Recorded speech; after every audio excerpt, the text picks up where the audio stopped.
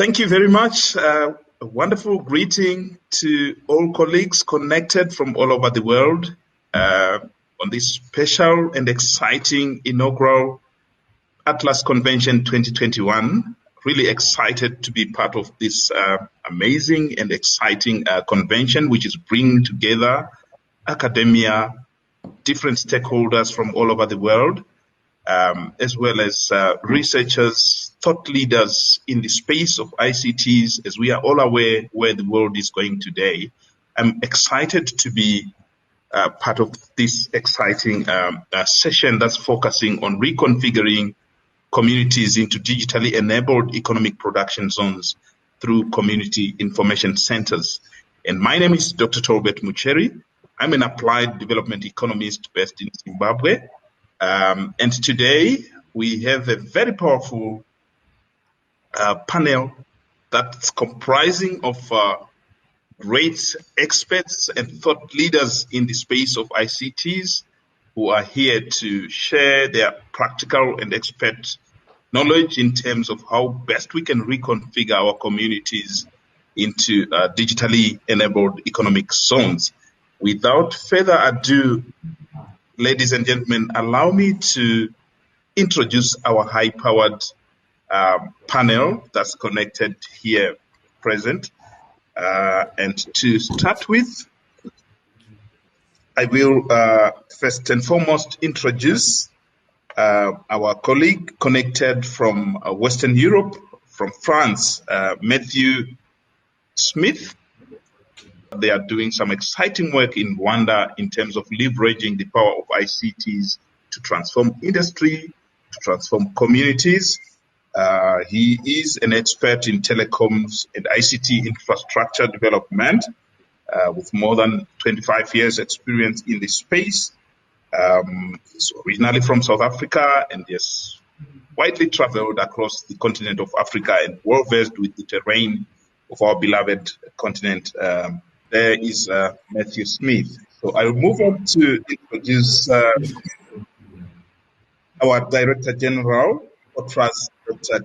Machengete. Pleasure to welcome you today. We have Director General Dr. Machengete, who is an esteemed expert within the ICT space and so much experience in the ICT and telecom space, and currently heading the regulatory authority which manages all the MNOs within Zimbabwe. And welcome, Dr. Machengete. We look forward to your sharing in terms of how best we can reconfigure communities into digitally enabled economic production zones, and also key nuggets around the community information centers program that's running in Zimbabwe. And allow me as well to introduce Mr. Hamilton Manika, who is joining us from Liquid Intelligent Technologies. Mr. Hamilton Manika is Regional Chief Commercial Officer overseeing commercial issues in Zimbabwe, Botswana, and the Democratic Republic of Congo.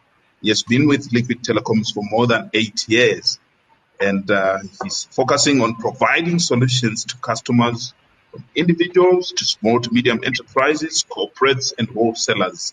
Welcome, Mr. Manika. It's a pleasure to have you on board. Thank you very much.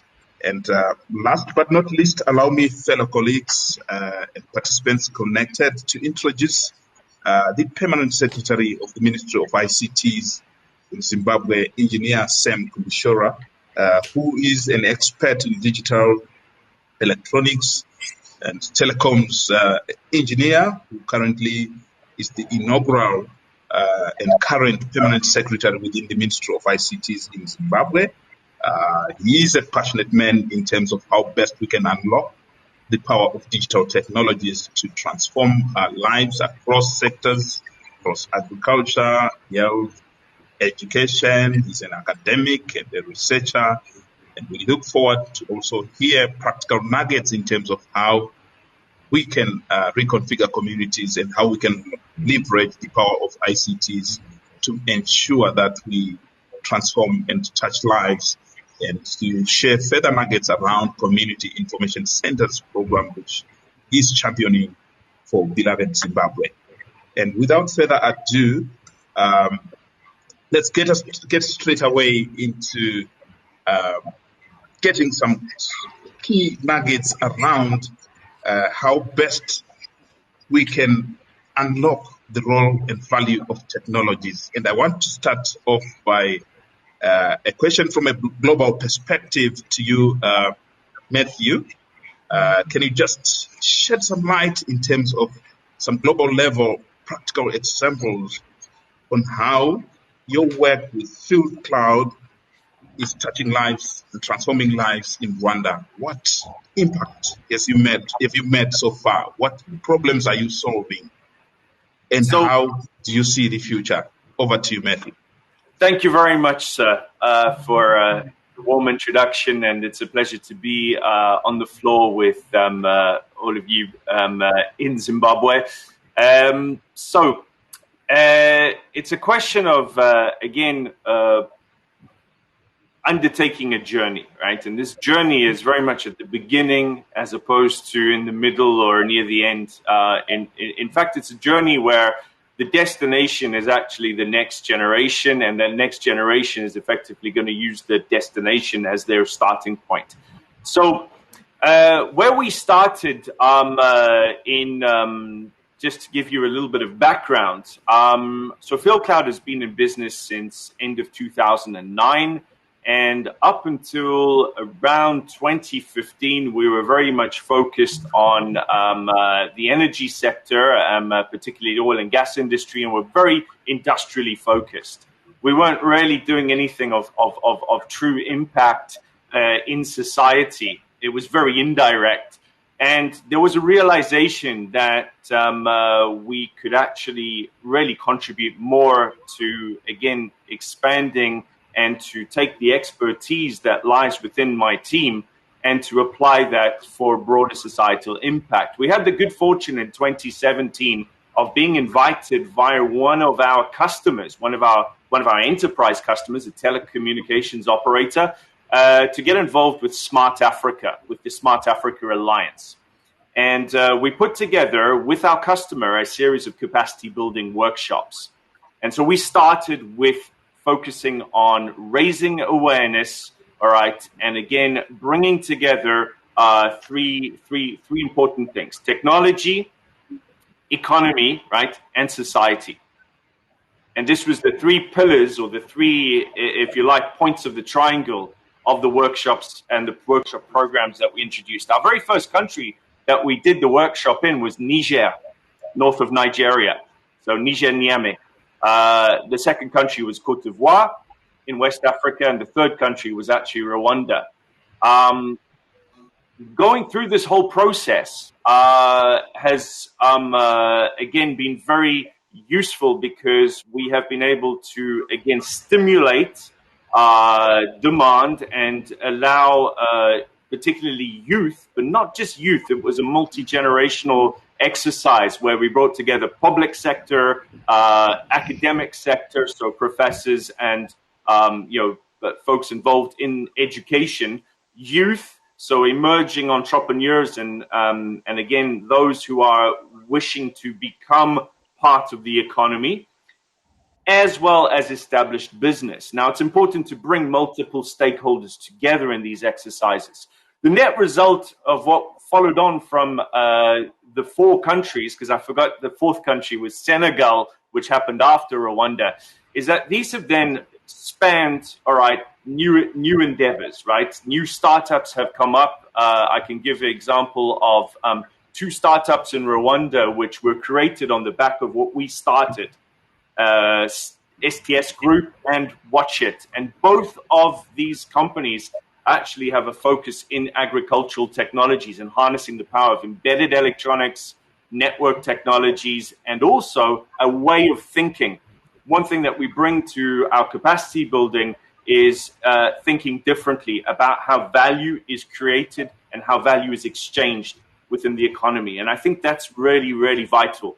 Now, fast forward to 2021, we now have a team in Rwanda. We're in the process of actually incorporating and investing FieldCloud, making an actual financial investment in Rwanda, because we are now ready to engage with real customers who are going to generate real value and real impact. Okay, but it does start small. Some of them, the very modest beginning we had, really had to do with awareness building, raising interest, providing some early access to emerging technologies before they were, let's say, prime time ready or mass market ready, and building on top of that piece by piece. It's taken 3 years to get to where we are now. But right now in Rwanda, we have a solid, concrete, business plan on building out a service which allows agronomists to deliver to small-scale as well as large-scale farmers. And the idea is to couple different sectors of the economy so that we can invest better in our future. All right, but it's really vital that we find a way of getting the mission right on track, so that we can again invest and see society having a return, as well as the private sector interests and public sector interests having a return. And it's really complex, but it's so rewarding. Anyway, there we are. Great. Thank you very much for those exciting perspectives and the important points that you are also raising, that you basically focusing on 3 key dimensions: technology, economy, and society, and the exciting nuggets on the challenges that affect our small-scale farmers, and how you are leveraging technology to address some of those teething challenges. And we are all aware that when you look at Africa or other emerging economies, the challenge of low productivity, especially amongst our farmers, is a well-edged challenge that require innovative and disruptive solutions to address that. And this brings me to also check with Dr. Machengete in terms of the exciting work around the community information centers. Can you just come in to also shed some light in terms of how this is bridging the digital divide, how you are making sure that you are not leaving smallholder farmers behind, any immediate outcomes or results that you're beginning to see as a result of this exciting program that you're rolling out in our communities? So you can come in terms of articulating and unpacking more around community information centers. Over to you, Dr. Machengete.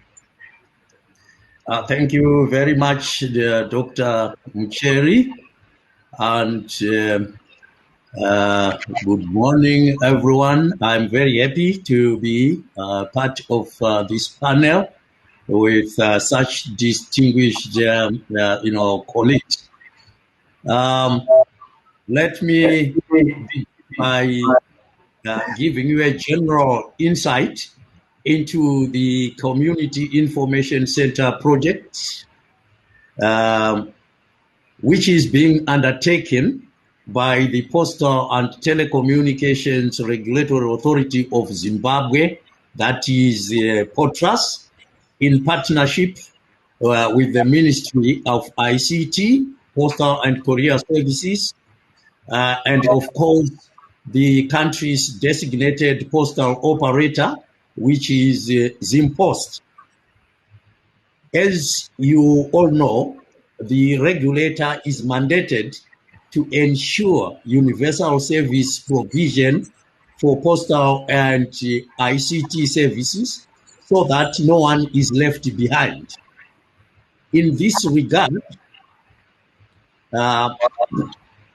through the Universal Service Fund, the authority undertakes a number of projects aimed at bridging the digital divide between urban and rural communities by promoting ICT access and use in unserved and underserved areas. One of such projects is the Community Information Center, Dr. Mchel. Yes. Under this project, POTRAZ is deploying computers and connectivity to rural areas for use by members of marginalized communities at designated facilities and at concessionary rates. These facilities are either set up at existing post offices or in remodeled cargo containers that are then deployed to various rural sites. To date, a total of 146 such centers have been set up at post offices, while a further 23 containerized units have been deployed, bringing a total of 169 sites across all provinces. All these sites, 114 are already operational as we speak, and training can be arranged at all of them, although only 38 sites have designated training facilities to train the rural communities on how to use, ICT gadgets. That being said, let me now focus on topic at hand and say that indeed, community information centers are the bedrock for transforming communities into economic production zones, as they allow rural communities to participate in the digital economy. I am glad to note that a lot of organizations across all sectors of the economy in Zimbabwe have already seen the massive business potential in community information centers, and they have approached the POTRAZ with a number of initiatives. We find that community information centers can be used to advance e-commerce, as they enable rural-based businesses, large and small, to reach new markets, promote products and services globally, and access critical business and financial information at these centers. Additionally, community information centers can be used as marketing tools to promote rural tourism and market the products of downstream industries, including home-based businesses. Tourism operators in rural and remote areas have a difficult time marketing their destinations through traditional media due to production and distribution costs. Community information centers now represent a very inexpensive way for them to showcase their sites to the world and interact directly with potential tourists.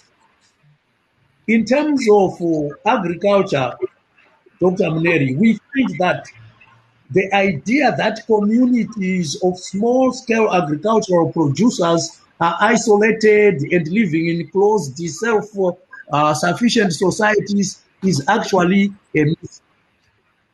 This is because trade decisions in Beijing, trade decisions in London, or in Kuala Lumpur today affect our tobacco farmers here within hours. Yes. Interest rates, global commodity situations, changing trade patterns, transportation developments, and tariff structures all impact upon even the smallest farm operation. Without knowledge and without the communication capabilities required to access, to analyze and share such information, smallholder farmers are at a huge disadvantage, as they cannot appropriately plan their farming operations according to prevailing marketing trends. However, through community information centers, small-scale farmers can access information about market quicker, which allows them to make decisions about their farming operations quicker as well. The very same can be said about the mining sector. Yeah. Our rural areas in Zimbabwe are awash with small-scale artisanal miners. Yeah. Due to lack of information about market prices or where to sell minerals, these miners are usually swindled by cunning middlemen who buy the minerals from them at a song. Through community information centers, small-scale artisanal miners can get helpful information which would see them selling their minerals through the proper channels and at fair prices. Apart from the obvious advantages of that community information centers pose in terms of e-learning, the centers can also be used as innovation hubs, which will allow village communities to develop their own ICT application. Requisite training in coding may be needed for this, Yeah. and such training can be provided at these same sites. This will enable youth from rural communities to also participate in the various innovation initiatives in the country and to ultimately monetize their innovations. Youths from rural communities can also be trained in community information centers to become creators of local content. These are the youths in the rural area who have got the local content. So they can be trained at community information centers to become creators of local content, which content can also be monetized. In the same vein, community radio stations, community newsletters can be operated from community information centers, thus creating employment for local communities. Essentially, Dr. Mary, a lot of money can be made from community information centers. Yes, indeed, these centers can be leveraged upon to turn rural communities into economic production zones. They are centers where we can develop from. Starting from the community information center, we can develop out there and really make them powerhouses in terms of economic activity in our rural areas, and thereby bridge the digital divide where we have, economic activity happening in urban areas, while there is really nothing happening in the rural areas. I thank you, Doctor. Thank you so much. Great. Thank you very much, Director General, there for bringing in very practical nuggets in terms of an already running program and the amazing work in terms of milestones that we've covered around implementing community information centers in the country. It's really amazing, and you touched on very exciting points there in terms of not only benefiting the smallholder farming sector, but also our artisanal miners, promotion of rural tourism. But in broad, you highlighted that community information centers are there to bridge the information asymmetries to ensure that there is easy access to information by our marginalized communities, which is really exciting. And that takes me to also bring in Engineer Kundishora to one of the most important policy level discussions or debates around how best can governments decentralize urban advantages. And of course, in light of one of the government's stance around devolution, how do you see community information centers coming in to lubricate that move? How do you see community information centers again instrumental in decentralizing urban advantages to make sure that our rural economy is not left behind? And I know, Engineer Kundishora, you are also heavily involved in the crafting of the continental agritech blueprint. You may bring in nuggets on how that work around the continental blueprint augurs well with the exciting program that Dr. Machengete has highlighted around community information centers, because I know your ministry is overall giving the policy level and regulatory guidance around community information centers. So you can come in, engineer, on that regard. Thank you. Thank you, moderator, and good morning to distinguished colleagues who are on this panel and those who are actually following the discussion from remote areas and parts of the world. I must start by thanking the speakers who spoke before me. I was excited when Mathew spoke about the activities he is engaged in Rwanda, which activities, in my view, can also be piloted elsewhere, including Zimbabwe. Yes. After all, we share the same platform on Smart Africa in terms of uplifting the living standards of our people. So thank you very much, Mathew, for that effort and for the work which you are doing, and together with your partners as well. We have much to learn from your experience and exposure.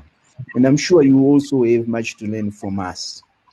And then thank you very much also to Dr. Machengete, the Director General of POTRAZ, for the overview he has given on the community information centers, which I think gives a holistic picture of the work we are doing as government, working with POTRAZ insofar as, establishing these community information centers countrywide. Perhaps, Dr. MUCHERI, we need to perhaps revisit a little bit about the philosophy and the foundations of the community information centers. The community information centers came out of realization of the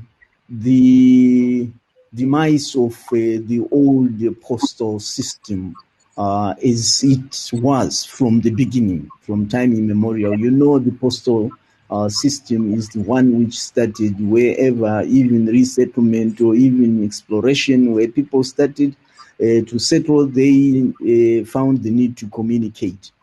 But however, with the advent of new technologies, that mode of communication was affected, and affected heavily to the extent that people today write less letters, and they use modern technologies. And to be specific, they are actually moving into the 21st century mode of communication, which is heavily technology-based. So this was observed by government, and we felt that there was need to come in and first utilize the existing infrastructure that is found within the postal sector. And this infrastructure was solid and also strategically located in communities countrywide. And I'm sure this is the same all over the world, that post offices are strategically located. So the question was now, how do we transform? How do we reform? How do we intervene to try and utilize this massive infrastructure for the benefit of the people, for which actually was the intended objective right from the beginning? And that's what started the postal sector reform. And the community information centers was also then seen as a way of bringing the rural people up to speed and to a level where they can so play and be exposed to the same technologies as those who stay and live in urban areas. And I think this is perhaps to buttress what Dr. Machengete said. We felt that, yes, digital, bridging the digital divide, and also bringing in inclusivity was key. But more importantly, government is interested in gathering data and information about its people. And it was felt that the community information centers would be the actual focal point to collect community data and information, and store that in a database, which is a community database. And that database can now be accessed by government for development purposes. The database could actually contain a lot of, other parameters and even segments, like Dr. Machengete mentioned. But let me say that the government is concerned in the welfare of its people, and also trying to upbring or to bring up the level of the living standards of their people. And therefore, the communities often suffer from food shortages, and that type of information can be better collected within a community and stored in a database, and then government or relayed to government. And government would then plan from an informed position on how to distribute food to its people, how to distribute inputs, and in this case, it could be agricultural inputs to its people. And it has the information about how many households, how many people there are, and so it makes it much, much easier for government to distribute food and inputs to its people. And the community information center, as I said, becomes the focal point. The second aspect, which also is very key, is the census. Government would want to know how many people there are in the country, and the starting point, which is direct and more accurate, is a community information, is a community around the community information center, meaning that the data about the number of people, and even segmented into men and women and youths, can actually be stored at a community information center database, and therefore accessed by government much, much easier and more accurate. And this is vital information.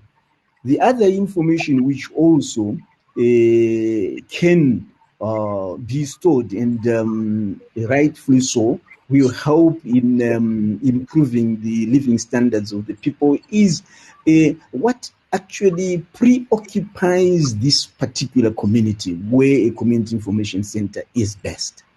Do they do market gardening? Do they do peasant agriculture? Of what type and in what areas, what crops? And that type of information is different and diverse from area to area, province to province, but it gives a clear picture if the data of a community in this particular segment can be collected and stored at a community information center. So it's very, very important. And from a government point of view, the government is now moving with its people. It now have their finger on the pulse, so to say. So if there is anything that happens within a community, the information is readily available.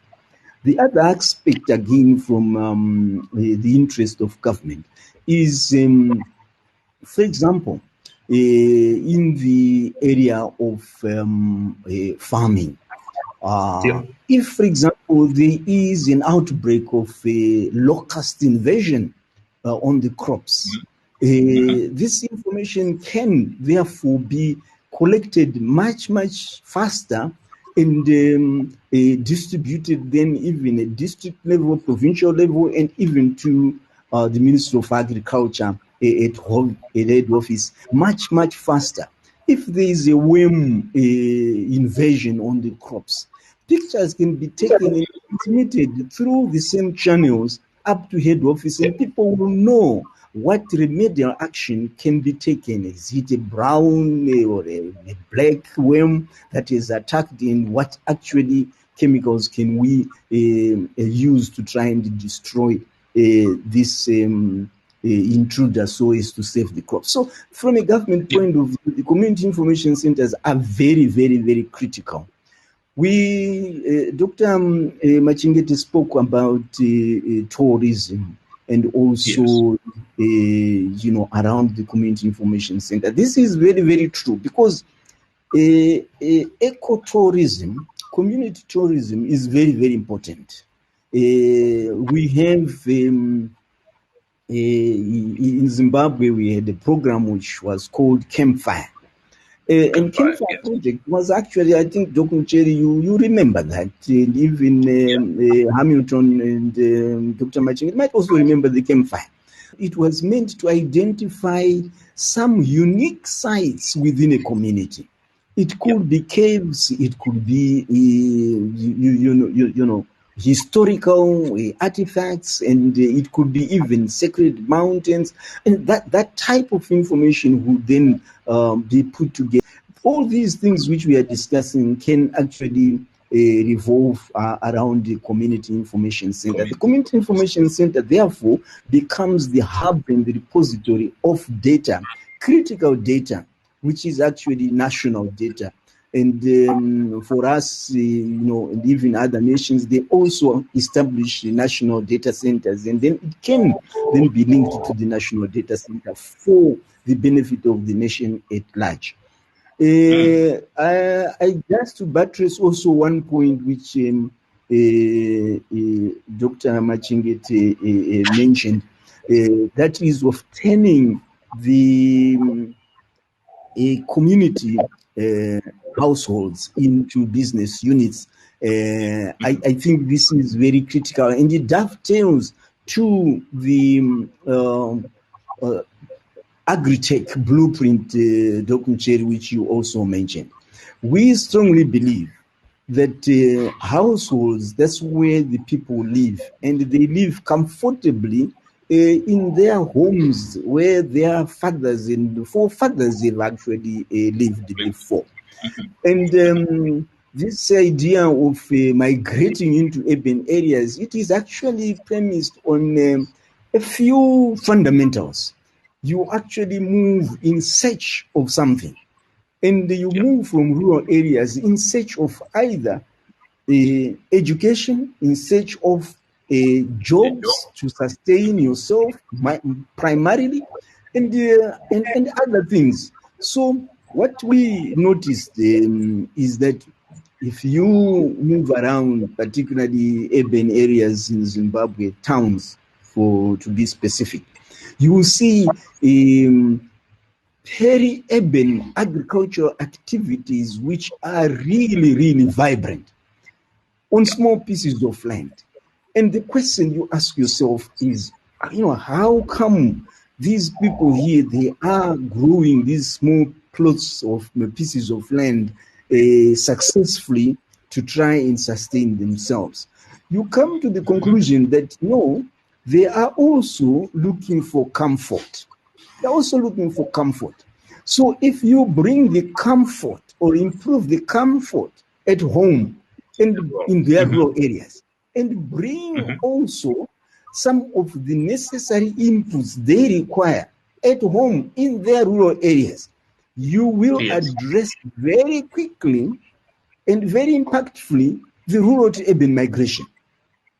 Yes. And this is now where the transformation of the homesteads into business units comes to the fore. And we are saying, as an interpretation of the agri-tech blueprint, we should improve the homesteads and turn them into business units. There are various models which we have talked about in Zimbabwe, and I'm sure Mathew, when he visits us, we will show him something It's not on paper, Mathew. We have something practical. So we are saying a homestead can actually be structured in a manner where they can engage into some agricultural activities and then consume or store what they can consume as a family, and the excess can actually be taken to the community information center. So if, for example, you speak of chicken rearing, then for eggs, for example, then you actually have surplus eggs which can actually be taken to the community information center. And if you have vegetables, then the excess can be taken to the community information center. And many other produce from the homestead. The excess, if it is transferred then to the community information center, the community information center becomes the distribution hub, because it is the one which is connected, interconnected to other community information centers. It is connected to the companies that receive these produce, and also so it becomes a clearinghouse. And if all goes well, what happens is that the homestead becomes so lucrative to the extent that people won't find the need to move away from their homes. And when the community information center plays this role, it becomes the nucleus for community development. Community transformation, it actually now develops the business value chains which will employ the people in the community. In the rural areas, the information center becomes really something much, much bigger than we are talking about here. Perhaps I might stop here. Great, engineer, and really you've hammered it so well, bringing in strategic and policy level insights around the philosophy behind community information centers, and also very important nuggets that you shared on the multi-pronged impact of community information centers and their possible use as aggregation points as we look at how best we can transform rural homesteads from a subsistence approach to a more commercial oriented approach. And this brings me to a stage where I want to invite Mr. Hamilton Manika to, he's coming in with private sector lenses, and given his role and the work of liquid intelligent technologies across the entire African continent, I want Mr. Manika to come in at this stage, and of course sharing nuggets based on key practical examples that he has from across the continent. So, Mr. Manika, just zoning in what the previous panelists have highlighted, in your service across Africa, how do you see, or how can we accelerate transformation of communities into digitally enabled economic zones? What practical nuggets can you share in terms of how the role of private sector can come in to speed up the process, as you have heard from Mathew, from Dr. Machengete and Engineer Kundishora, a number of teething challenges affecting our communities, and you coming in with private sector lenses, how best do you think the entire process of digital transformation in communities can be accelerated? And if you can share even examples from other countries, I know you have widely traveled across the continent. So over to you, Mr. Hamilton. Thank you. Thank you very much, Dr. Mucheri. It's a pleasure and an honor to be representing our Regional Chief Executive Officer, Mr. Wellington Makamure. It's also an honor to be at this panel where we've got both the parent ministry and also the regulator represented by Engineer also just to acknowledge and also thank Mathew for the introductory bit that is looking at this type of the industry that we are in. and what are the different areas that we need to look at in order to ensure that it's a developed community and a nation that we have as we look into the future. So I would want to look at first looking at the whole element of how do we reconfigure communities into digitally enabled economic production zones, and also touching on what has already been spoken about. First and foremost, we are also very glad that the ministry, from that overview point of side, they looked at what are the key fundamentals that we need to address as a nation so that we are talking to our communities and those communities are not left behind. And as such, the strategies were then put in place to ensure that we have got the right environment within which all this is implemented and then resulting in the results that we then see on a day-to-day basis. And as a result of that conception of the idea at a ministry level, the regulator POTRAZ also came in to then look at the implementation of what the ministry had looked at. So this is where you then have the establishment of the community information centers that Dr. Machengete referred to. So in that whole process, we are now looking at going to those underserved or unserved areas by providing the necessary connectivity tools, which then enable those particular communities. So going to the question that you asked to say, how do we accelerate this? What is it that we can do? In light of even the community information centers that POTRAZ has been deploying all over, we have been also playing that important role to ensure that as a connectivity provider among also other providers, how do we ensure that whatever is established at a particular facility is always available all the time? Because that then ensures that the adoption and the ability of all the partners to provide an end product is delivered.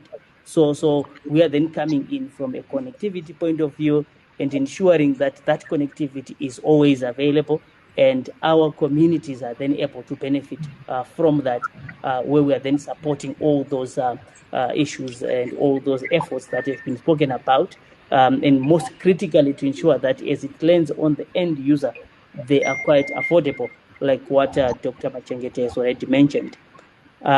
So in addition to that, what the ministry has done and also what POTRAZ has done, we have also come in a way of adding the number of the community information centers. For example, in the case of Dambudzo, where we have also donated or deployed that community information center to complement the efforts of what government and also POTRAZ are doing. So those are some of the efforts that will then come in to ensure that we are accelerating that whole concept altogether and then reaching out to the different societies. So that is one element that we've been looking at to say, how do we complement what is already been rolled out? It has already created the momentum. How do we ensure that we touch more lives in the process of doing so? So that's one of those things. But in addition to that, where we are now looking at as a private sector, yes, we have spoken about the network side, which is the connectivity that has to be there.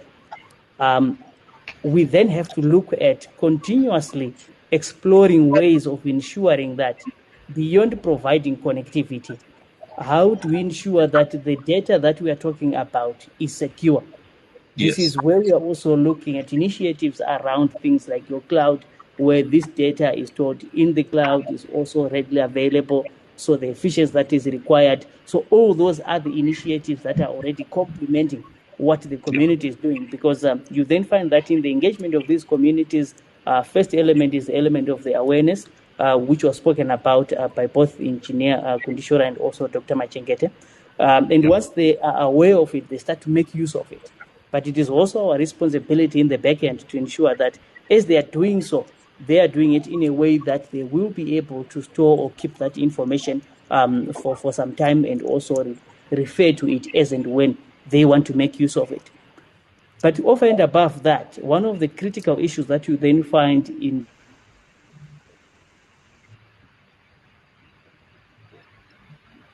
I think we have lost Mr. Manika there. Okay. So I was just saying, once you are exposed to these particular facilities, what then becomes critical is the element of security, where the cybersecurity is now coming in handy. To what extent is that information secure as we are doing the different conversations and sharings that we are doing? So you then find that we are coming in from a cybersecurity point of view to ensure that whatever is happening in the exchanges that are happening, we are making that as secure as possible for all the different users that we have. And in so doing, you find that as new technologies are coming in or new ideas are coming from these particular societies, they're actually benefiting from them rather than to get somebody who is now leveraging on them and then taking over without them benefiting economically. So all those elements that are to do with the security coming into the place, we then look at all those as a private sector to say, how do we keep on moving ahead of the teams to ensure that we are looking at all these new additionals that are required to make our communities as safe as possible. So by so doing, we are then playing our role to ensure that as both the ministry, the regulator, the private sector, we are all moving in the same direction. So I would want to touch, I think, finally, in terms of what we have also seen, in as much as we are complementing these activities that I'm talking about. But what we've also seen is some of the areas that these community information centers have been able to address, and in a way have also enabled to push or to grow the economy as the centers of production coming from there. So just giving a typical example of a smallholder farmer where generally the means of production or resources is very limited. And with those limited resources, one will not be able to get more information without having to pay for it. But with this idea of the community information systems that have come in, it therefore means that it's now easier for this particular farmer, first and foremost, just to understand from the rain patterns. When do I expect the rains? If I'm expecting these rains by this particular time, how do I then prepare from an inputs point of view so that I'm fully resourced ahead of time? So these community information systems are coming to provide this information closer to the farmer. And once that information is available, the farmer can now plan accordingly. So which means from a timing point of view, the farmer is already aware what is required ahead of time. The customer is also ahead of time in the planning of that. In addition to that, just the element of the seeds themselves. What is the right seed for the type of the environment that I'm in, the type of the soils that I'm exposed to? That whole element of finding the right thing is also made easily available through the use of the community information centers. And not only the seeds, but also the necessary inputs. Do you have to plant with certain fertilizers, at what stage, what quantities? All that information, you're able to get that through the community information center, which is just nearby, and then one can just go there and get the information. Having done that, maybe one has already planted. How do you then know what type of herbs to apply so that at the end of it all, you have got the right crop, the right quality, because you have applied the right herbs along the way. So all that information has traditionally been relied on maybe from people that will be telling you from their experience, or sometimes if you then get an extension worker who can assist. But in this particular context, you get the information that you are looking for as and when you want it. After having produced whatever the crop that you have, how do you ensure that it's preserved? You are not losing at the end of it. So how do you then from there get the right market for the product? We know that sometimes if you produce, all of you have produced the same product, it has to go to the market at the same time, the price is definitely affected. So how do you ensure that after you're toiling in all that investment, you are getting the right return out of that? So information about the markets that you can go to, the right price that you can take the product to the market, all that you get that from the community information center that is nearby, and then getting it.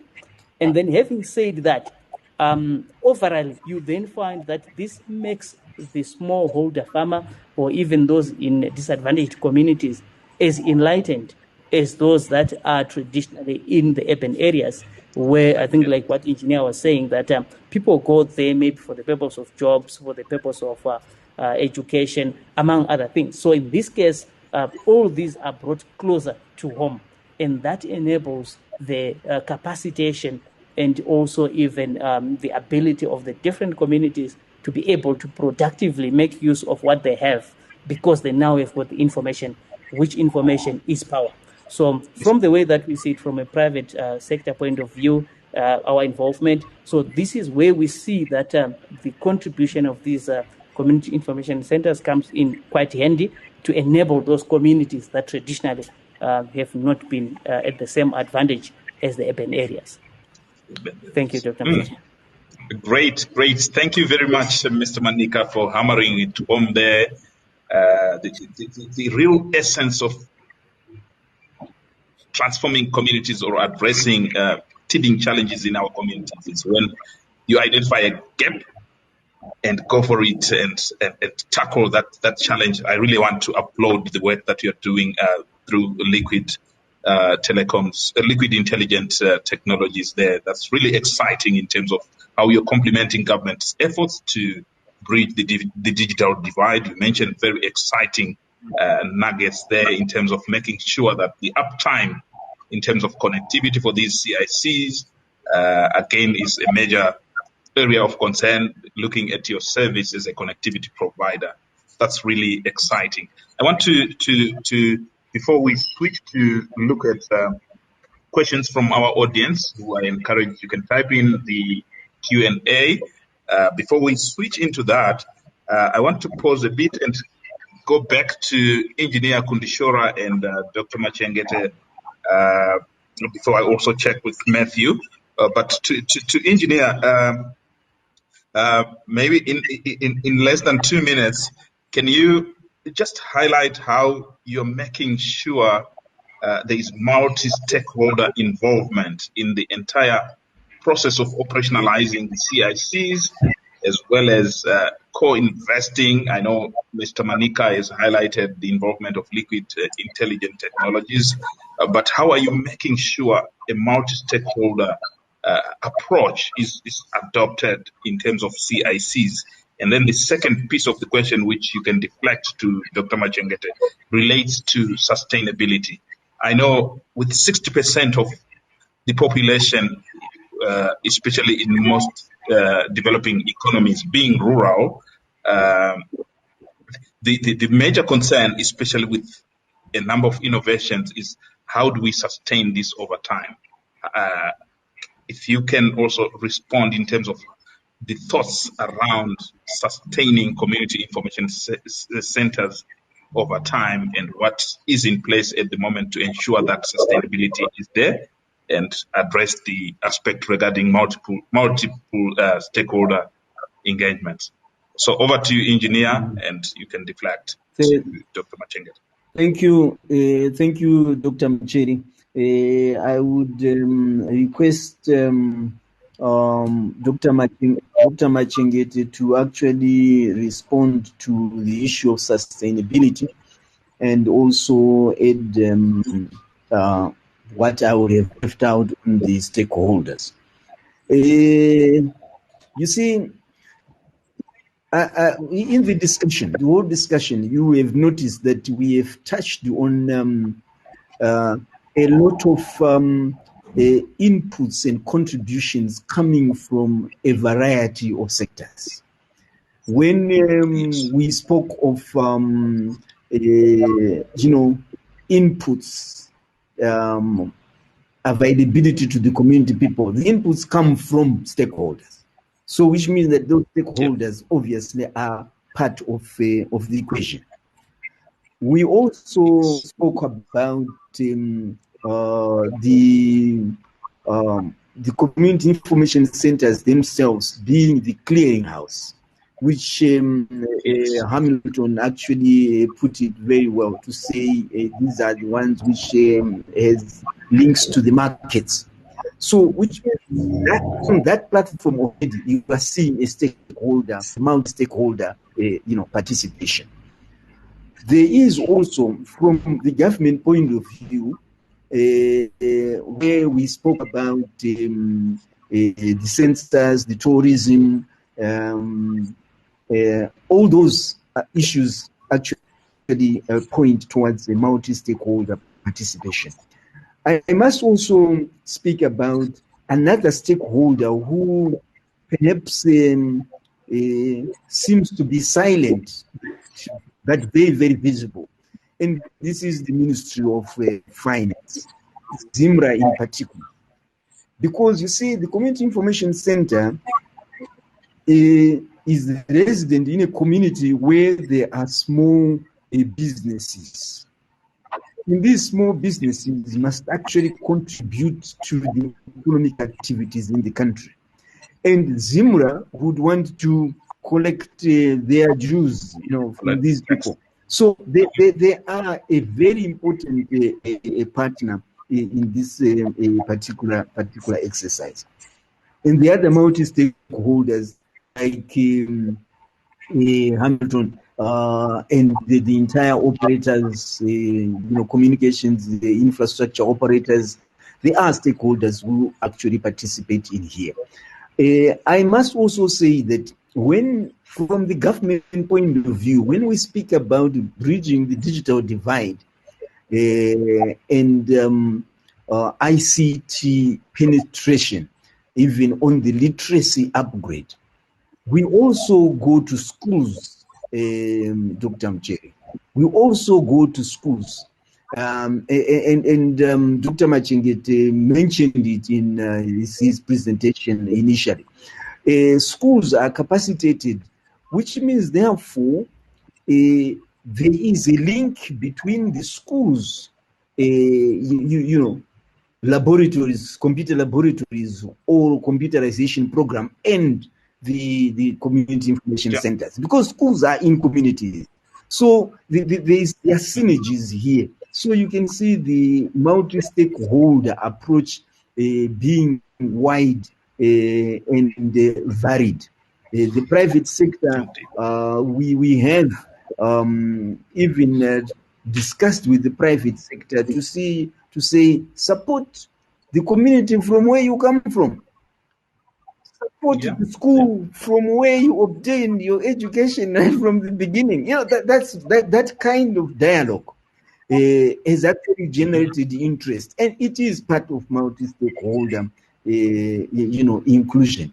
So yes, we are working with other players apart from the entire government, because government has a part to play. Perhaps the other aspect again, Dr. MUCHERI, and I'm sure this is also important for Mathew, is to say the citizens, they want to access special documents. Yeah. They want to access special documents. They would want to register and apply for certain licenses from the rural areas. They don't have to travel to urban areas. They can do it at the community information center.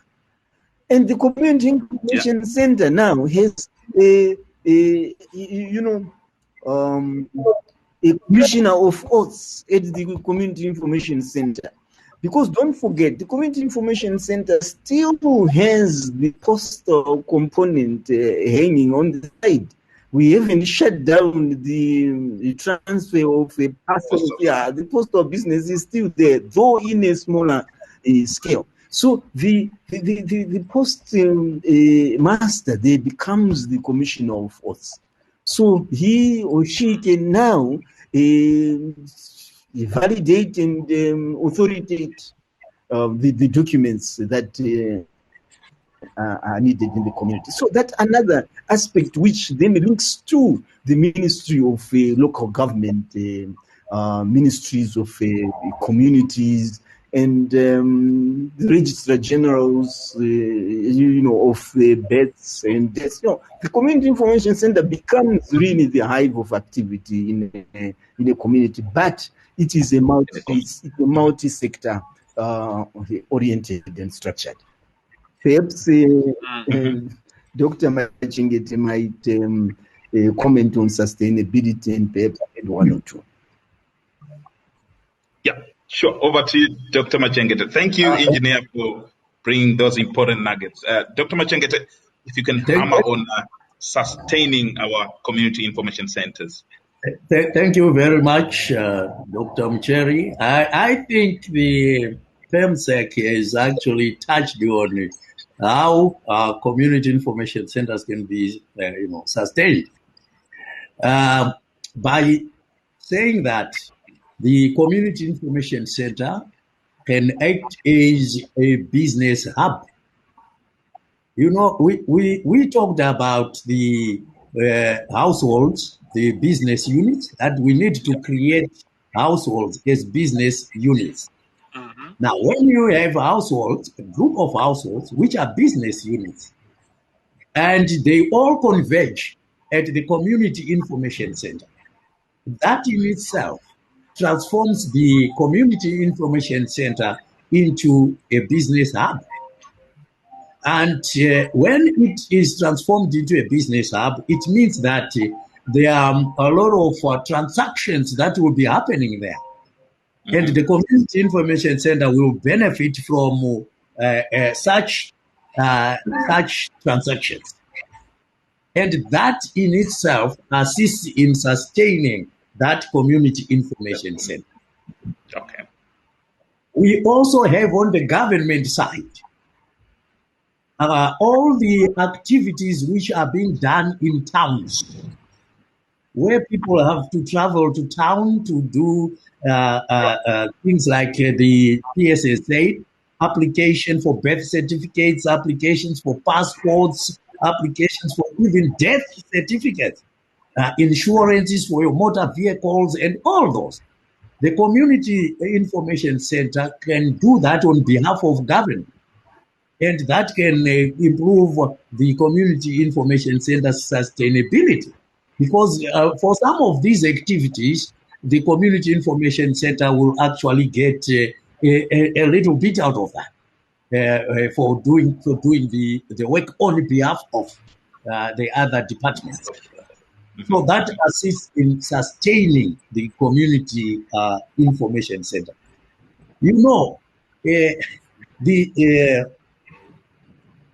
What we're trying to do is decongesting the cities and creating employment away from the cities.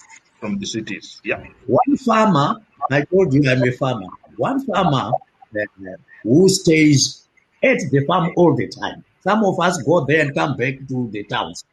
This farmer stays there. Yeah. He said to me, you know why you are poor as a farmer? It's because you stay in town, where you have to pay rentals for your accommodation, where you have to pay for your transport, where you have to find your food in the supermarket. All these things are cost to you. And when he is at the farm, these things are not there. These are not cost at all. And because of that, they end up with even more revenue, disposable revenue to spend. And these are the people who will then do a lot of activities at the Community Information Center.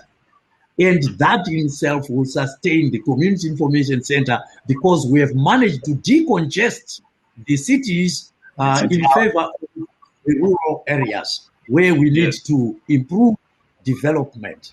So the Community Information Center becomes a very important cog in achieving our vision as Zimbabwe, especially the vision 2030 as expounded by the president of this country. Otherwise, thank you very much. Just connecting the dots from what Hamilton has said, what Dr. Machengete, and also what the engineer has highlighted. In the entire discourse of discussing ICTs and technology in general, there's an important aspect around usage and adoption. And from the practical experience you have through your entity and your work in Rwanda and also work in France, how, in your view, do you ensure full adoption by targeted communities and societies? And your responses definitely will bring in key lessons for the context of community information centers here in Zimbabwe. How do we optimize usage by community members? How do we optimize usage by the youth, by the marginalized communities? Because with technology, it's one thing to introduce an innovation, it's another thing to make sure the innovation is adopted, is used over time. So over to you, Mathew, there, before we switch to get questions from our audience. Thank you very much, Dr. Mucheri, for that. Your audio was slightly broken up. There is a lot to unpack in what has just been said by all the panelists, and thank you very much, Engineer Kundishora, Dr. Machengete, and Mr. Manika as well for your contributions. So adoption and uptake and usage, really interesting. It's also, I think, key underlying that is also the question of ownership as well. Yeah. Okay, and I actually want to start, and I'll get to my point very quickly, right? So I'm going to talk about a different type of CIC. Okay. Yeah. In the context of Zimbabwe, we talk about Community Information Center, which is a great label, great term, and I completely understand the usefulness of this, okay, and where it can go and how it needs to be sustainable. The other CIC I want to talk about is something known as a community interest company, okay, CIC. We have different types of CICs that exist in different countries. It's relatively recent, but it is linked to the notion of an enterprise that has a social impact and a mission for the community. And there are rules, and depending on what country of jurisdiction we're in, I know that there's some specifics between, for example, what is known as an SCIC in France, or Société Coopérative dans l'Intérêt Collectif, versus a community interest company in the United Kingdom, and there are equivalents in Canada and Belgium, in a large number of countries already. Basically, this is the mission for how surplus is reinvested for the benefits of the community. Okay, and I think this is key to the sustainability and also the adoption, right? Is how are members of the community actually formally stakeholders in a community information center? Because I have an interesting question, really, for the members of the panel. Is how are community information centers being financed? How is the equipment of the facility, as well as the let's say the immovable parts of it? Obviously, there's a building, there's a physical construction, there's physical infrastructure, but there are also fittings, which could include ICT devices and infrastructure, communication devices, computers, etc. Right? How is all of that turned into an asset? And who owns that asset, right? And is it something where the community can actually also be shareholders in that particular community interest company that operates on behalf of its members a community information center? And I think this is crucial for getting the adoption patterns moving forward, is that if you have a stake in the venture, right, you are also going to be part of its governance, and you're going to be part of, again, coordinating its outcomes, all right?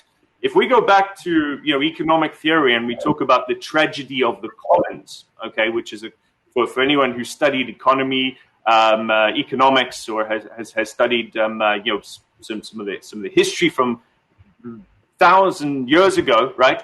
The tragedy of the commons is really where self-interest is misdirected and is uncoordinated, okay? So the commons works when it's coordinated. So how do we coordinate? And I think also the other thing as well is that community information centers are going to be buying and selling. Okay, they're going to be purchasing inputs of their own. So for example, from a telecom operator like Liquid Intelligent Technologies, who provides carriage, they provide transport digitally. All right, a community information center will need to procure transport physically. The role of postal services for me is a fascinating topic because the postal, if you like, mandate is all about the carriage of goods. Okay. Yes, letters have gone virtual. We no longer write on a physical piece of paper. It's no longer a physical good that needs to be conveyed. It's a digital good. All right. It gets conveyed over telecom network. But a physical good, so farmers' production, right? Raw agricultural output, transformed output, value-added output. So I'm turning, for example, my chilies into sauce and I'm bottling it and I'm sending it. Or I'm taking my maize, I'm brewing beer and I'm going to be bottling it and sending it across. Those goods need to be conveyed. Community information centers are the hub for logistics. And it would be really good that local producers, so the business units that are actually producing economic outputs, part of their input costs are also, delivered. Those services are delivered by a company that they're a stakeholder of, which is the Community Information Center. So that's how it goes. But for adoption, though, is a very it's a step-by-step process. We've got to start with outreach. We've got to start with awareness building. There are basic skills, basic usage, and also, I'd say, in my experience so far, the most important part of getting adoption right is to shift the thinking, is to basically to think differently about this, right? And we're seeing this already elsewhere. So today, there is an entire movement in the country that I live in, which is France, which is about building these community interest companies, because the rural population here has also been underserved. The government has closed post offices. They've basically dried up resources. And I think there's recognition that, and again, the COVID-19 pandemic and what we've been through in the last year has highlighted, right, how difficult it is to basically, ensure public health in a urban setting where people are crowded together. You've got a better chance of surviving a COVID pandemic if you're in a rural area. So rural economy is a big topic here. And what is working well is where people are coming together themselves, despite government action or inaction. This is the amazing thing. And they're creating community interest companies. And they're taking that and they're taking the initiative into their own hands to create a cooperative, for example, that processes raw agricultural output, that creates a co-working space, a business service bureau. So in other words, the IT part and the workspace part of your community information center, these are already happening.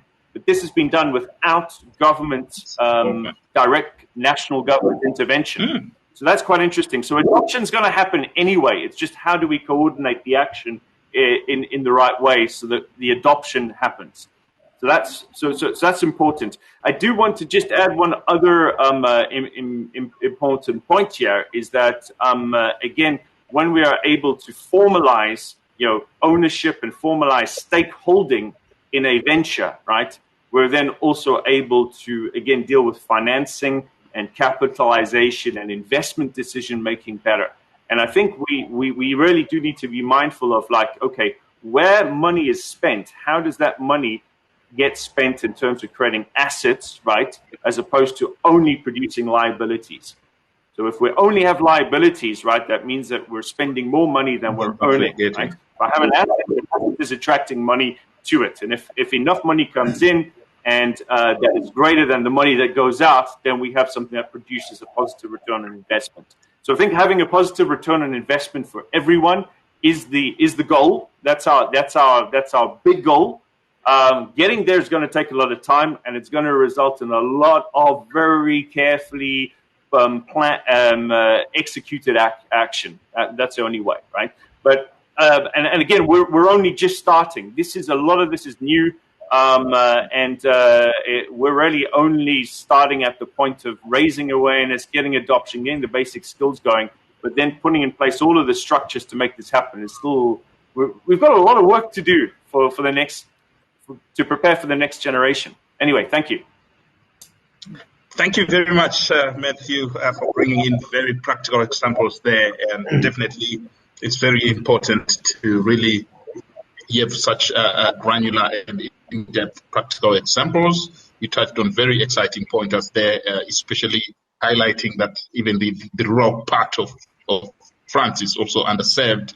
And of course, we know for sure that the world is today battling the current COVID-19 pandemic, which has also accelerated the need for digital inclusion in our communities. And another important nugget that you highlighted on community interest companies, which are more sprouting from the grassroots, which is very key, and it's very important to note that potential, that capability which resides in our rural communities.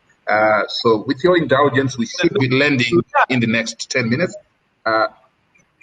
Mathew? Yes. Mr. MUCHERI, Dr. MUCHERI, may I add one point, because I think I just want to raise something that's interesting. So currently in France, to give you an example of community interest companies, right, that exist, we have a telecommunications operator where if you are a user, you are also a co-owner.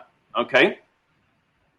All right. Mm-hmm. So when you sign up, basically you have a commitment, right, that I'm going to take benefit from it, but I also am part of governing it and part of also ensuring that the surplus, the profits, are reinvested for the good of the entire community. And it's a model that's working really well. There's also an IT service company here, which is doing the same thing for IT services.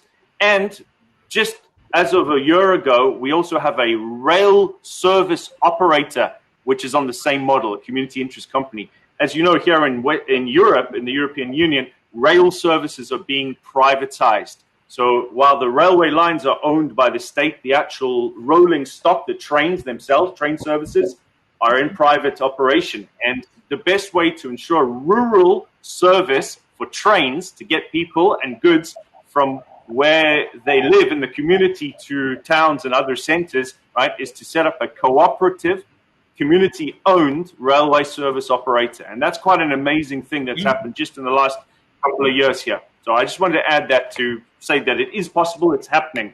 It's not an aspiration. And it solves a practical economic issue. Amazing key lessons there.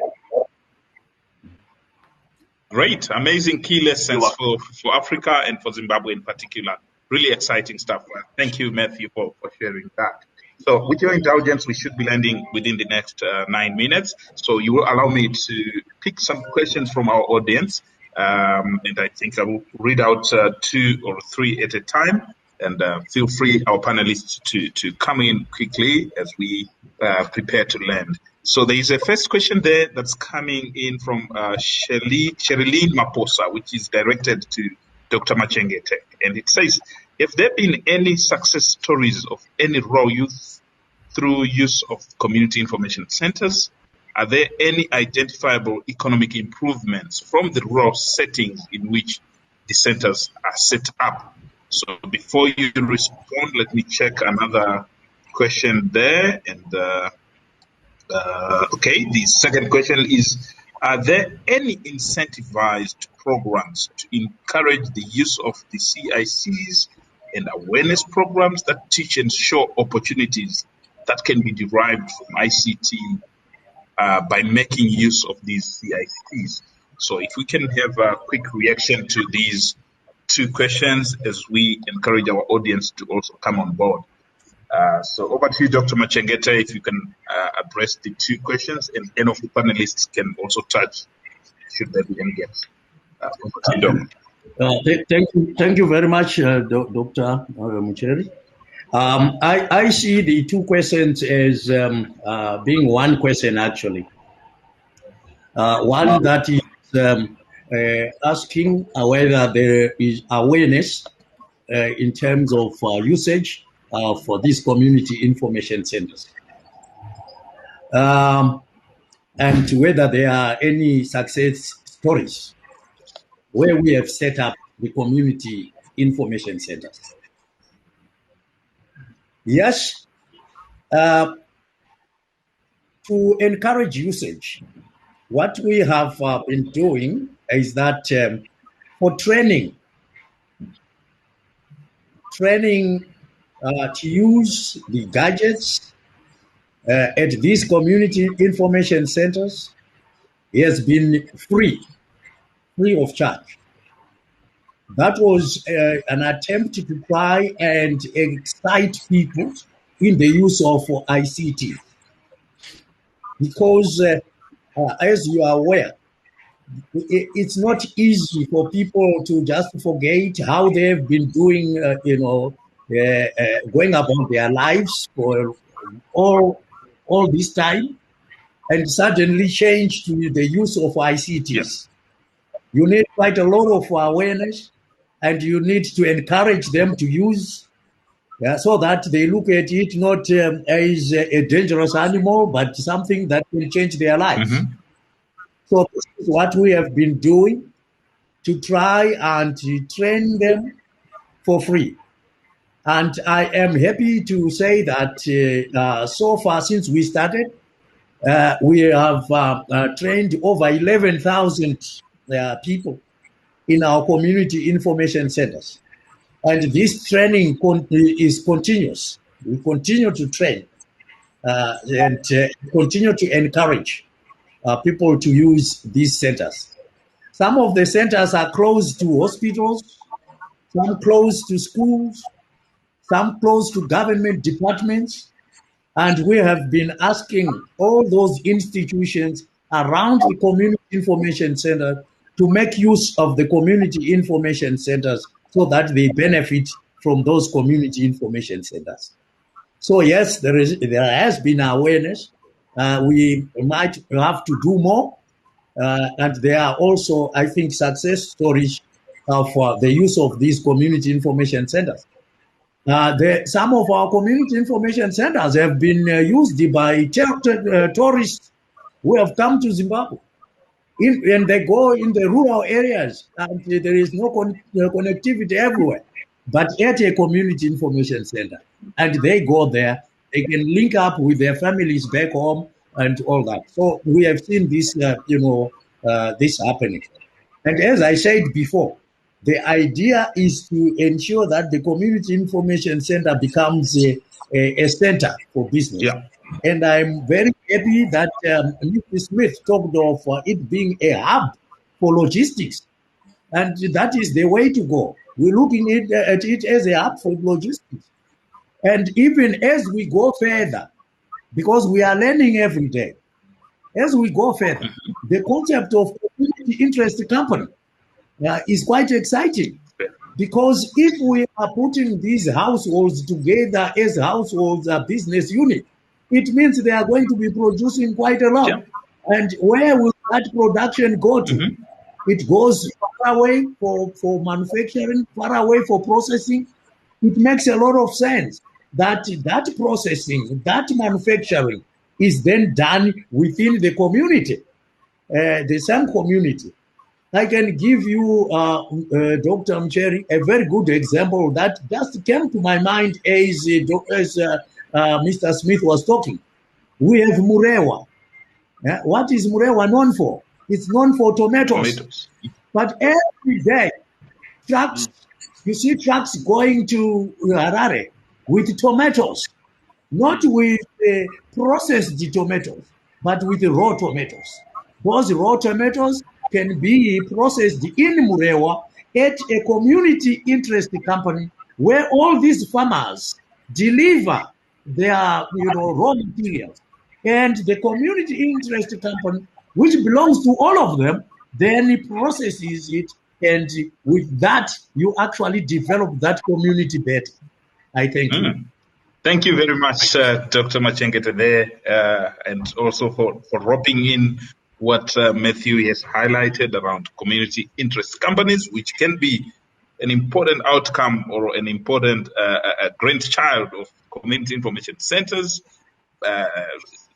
bringing in more value and also accumulating benefits for the communities, which is really key as we look at how best to reconfigure our communities into digitally enabled economic zones. scouting for questions sorry, from our audience. Chair. Yes, engineer. Chair. Hello, engineer. No, I just wanted to. Yeah, thank you. I just wanted to buttress a point from what Dr. Machengete said, and also to add to a response to the question on the success stories, whether these CICs have actually been of benefit. Dr. Machengete, in his statistics, he recalls that among the trained, we had, a man in his 70s. He actually, got trained. We also had the chiefs. They actually got trained. So these are some of the success stories which, from our side, we pick as very, very, very important. I think we have lost the engineer there, but I think he was trying to hammer on some important success stories. Yeah. There is also traders who are within the community information centers who used to travel to urban areas to order their goods. Now they can go into a community information center and then place an order without leaving their homes, and then get the goods delivered. So these are some of the things which actually we have seen we are excited. That's great. This is interesting. You're breaking the engineer, but I think it's important that you're bringing in the important outcome or impact of community information centers is catalyzing reduction in cost of doing business. You spoke about informal traders, cross-border traders who are also benefiting from CICs. So the overall ultimate impact is reduction in cost of doing business and the immense access to important services which people would pay for or travel to faraway urban centers.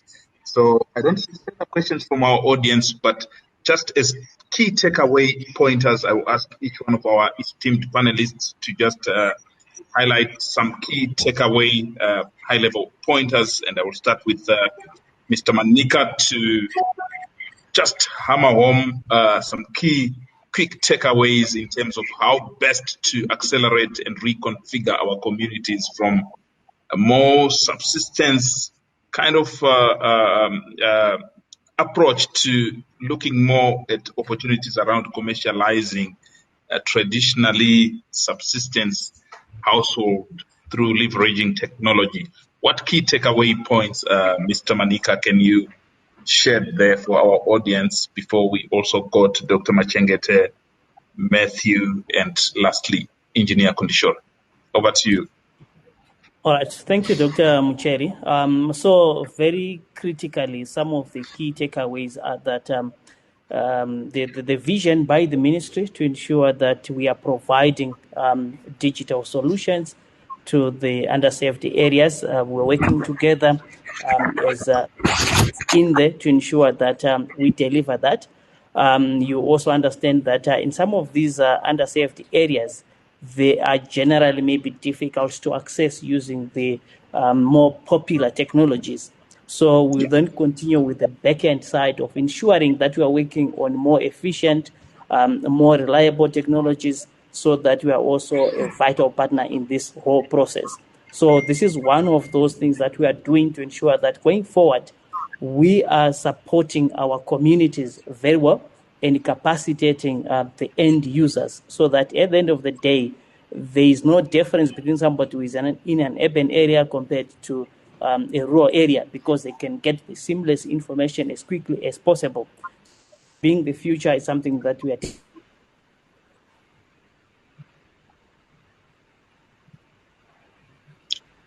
Great, Yeah, Mr. it Manika. continues to go on. And I think the last point that I just need to highlight, which is related to what Dr. Machengete was talking about, around the awareness. As a private Yes. sector, we've also been making use of the data science to say that as we have deployed all these areas, how do we identify areas that has got low utilization? And with low utilization, it therefore means that people may not be adopting as much as we want them to be able to do. So which means as POTRAZ now doing the awareness in these communities, they are also driven by the data, which is giving them input to say these areas we don't have as much adoption, these areas we've had significant adoption, and we can always benchmark and then ensure that the best practice is moved from one area to the other. So these are some of the things that we are coordinating and working together to ensure that at the end of the day, we have improved the lives and the economic production across the board. Great, Mr. Manika, and you have hammered on an important call to action, which I'm sure Engineer Kundishora and Dr. Machengete will take up around a robust monitoring and evaluation to identify quick key lessons and how best we can also look at ensuring that no community is left behind. We accelerate adoption, we accelerate use, we also pick key lessons and rope in multi-stakeholders to really leapfrog development of our rural economies. Let's hear from Dr. Machengete some brief, quick takeaway pointers, as well as any hints on some of the actions that the ministry or your directorate will take up from this important and exciting discussion. Over to you, Dr. Machengete. Thank you very much. I think one of the major takeaway here has been the concept of the community interest company. That definitely is something that we are going to pursue because it will really make our community information centers viable. We will be able to decongest the cities and lead development in the rural areas, as well as dealing with the digital divide, which is currently there at the moment. And this will support the vision of our ministry, the vision of our president, as it were. So I would say, let's decongest the city and let's create employment and business in rural areas. No one should be left behind. We have to make our community information centers hubs of logistics, hubs of business. Thank you. Great. Thank you very much for those important action-oriented key remarks, Dr. Machengete. Let's hear from Mathew. Key nuggets, key takeaway pointers, as well as any nudge on some key actions that you'd recommend. Over to you, Mathew. So I think, it's always a case of starting relatively small in a modest way, but aligned to a very big goal, a massive goal that's at the end. And in fact, what drives me and also drives the people in my team at FieldCloud is that we sometimes end up specifying idealistic, impossible goals, right? Because we would like our destination to be end up, maybe 3, 4, 5 generations after I've left this planet. But it's the steps that we take right now that are really vital, okay? And having the ability to sandbox, which is to, in other words, have the ability to experiment, to basically try new approaches, new techniques, new ways of, again, thinking or engineering or integrating technology into society is really important. So the room for experimentation and drawing lessons from that, while at the same time being mindful of the mission, which is to create a sustainable society and a thriving economy for all who are part of that society, is really important, because sometimes experiments don't necessarily produce the theoretical outcome we had in mind. And this is the way any kind of scientific method works, right? We have a hypothesis, we know that we are going to expect a certain result, right? And there's great satisfaction in getting a perfect result, but there's also great satisfaction to be gained in learning a lesson about what to do better next time. So I think, my takeaway from this is that let's just embrace the imperfection of it all, right? Zimbabwe, and the same is true across the entire African continent. But by the way, and here's the really weird thing, is that it's the same elsewhere. If we look at the developed or post-industrial societies around the world, the so-called, developed countries in the West, in Europe, in the United States, we actually have even more serious, and I'd probably say even more risky issues to deal with at the moment, with the collapse of society, and because we are so reliant on the urban, and we are dependent on a system that is broken for survival, right?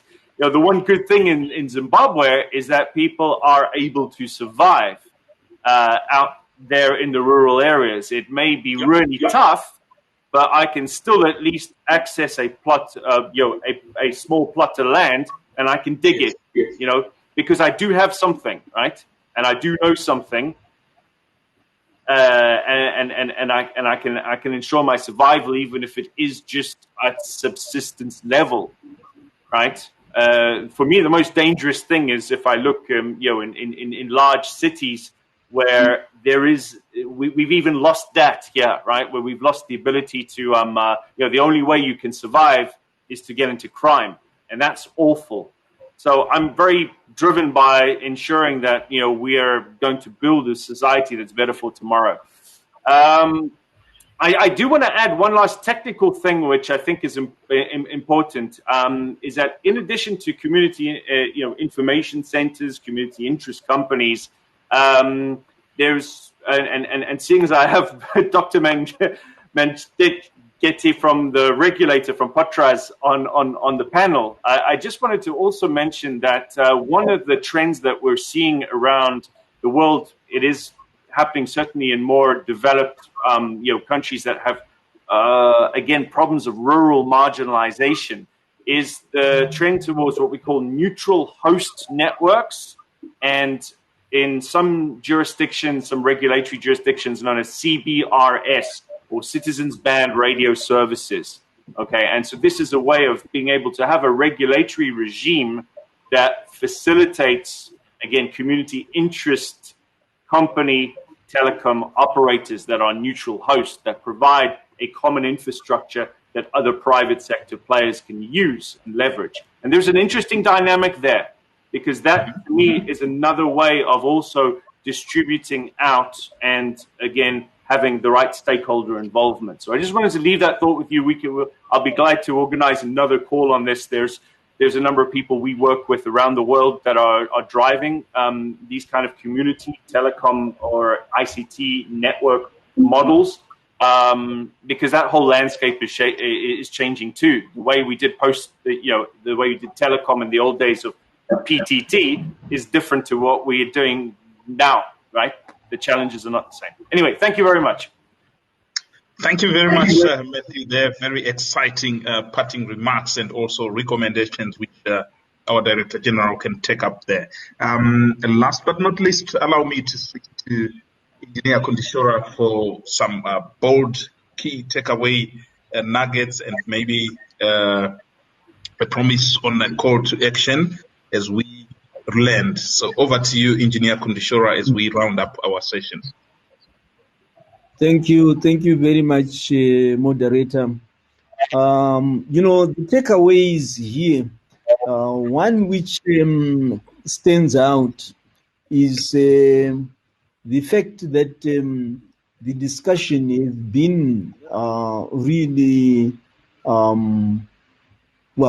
in favor in trying to enhance the work which we are doing as a ministry, as government, and also working with our stakeholders, regulator, and even private sector and public sector. So I think to me it's very good. When you present something and it is looked at, analyzed, and critiqued, and get to where we have managed to get, it's really good.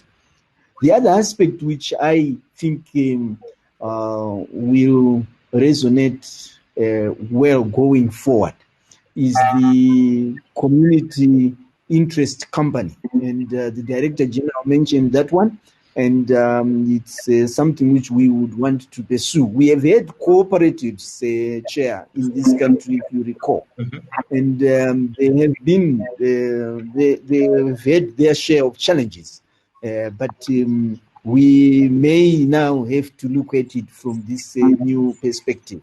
So that is something which is of great interest. The other takeaway, which I think is very critical, is the fact that I've seen that the community information centers play a role in demystifying, in unbundling, and in profiling the agri-tech blueprint. I think when we would want to demonstrate what is contained in the blueprint, the CIC will be part of those outfits that we can point at. Yeah. I also see the community information centers and the transformation of rural communities into business units really dovetailing to the spirit of the agri-tech blueprint. So this is something which is very, very important. And for me, I'm seeing that we must work even harder to do that. The last thing which I will also mention is the sustainability aspect. Thank you very much, Mathew, for bringing the sustainability subject really to the fore. Because yes, we would want to bridge the digital divide, we would want to bring inclusivity, we would want to bring up livelihoods through these government initiatives. But the question of sustainability is really, really central. Yeah.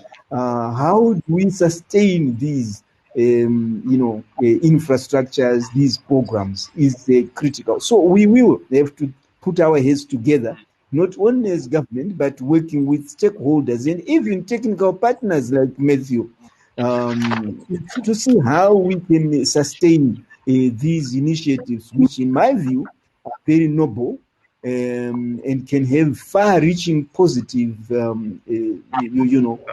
impact onto the communities in our country. So I'm very delighted, and I think this has been very interesting to me personally. Thank you. Thank you very much on those landing remarks, our panelists, and that's very key. And we are all aware that the end game is to build thriving communities. We need to see digitally enabled societies, and we also need to ask the big questions on sustainability so that future generations can really also continue to benefit and continue to disrupt and decongest urban areas, and making sure that we decentralize the conventionally understood urban advantages, which is very key. Allow me at this juncture to thank our esteemed audience connected from all over the world, and again to come on thanking our esteemed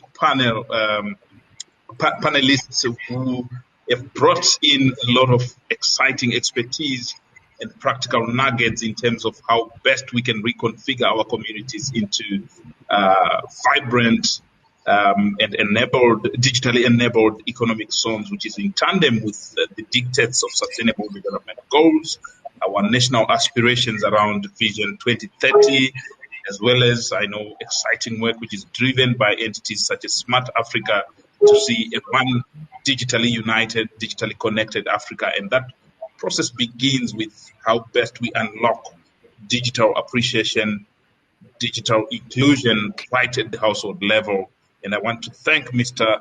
Hamilton Manika for being present here with us, for the expertise that he has shared.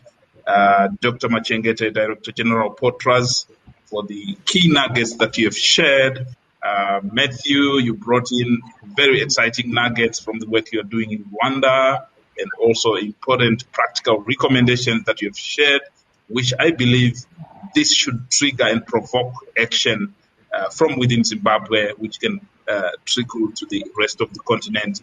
And Engineer Kundishora, I know you have such a busy schedule as Permanent Secretary of the Ministry of ICTs, but you've spared special and quality time to be with us to also share nuggets from a policy, from a government angle, from a strategy angle in terms of how the future should look like as we look at digitally including our communities and making sure that no community is left behind, and the exciting work you are doing there, which deserves a huge round of applause in terms of community information centers. At this juncture, as we land, a big thank you to our audience, and once again, a big thank you to the esteemed panelists. And we look forward to continued engagements as we convert some of the nuggets we came here into real practical insights. And thank you very much for Sajid. Thank you to the government of Zimbabwe for this exciting Atlas Convention 2021. On this note, thank you very much. Goodbye.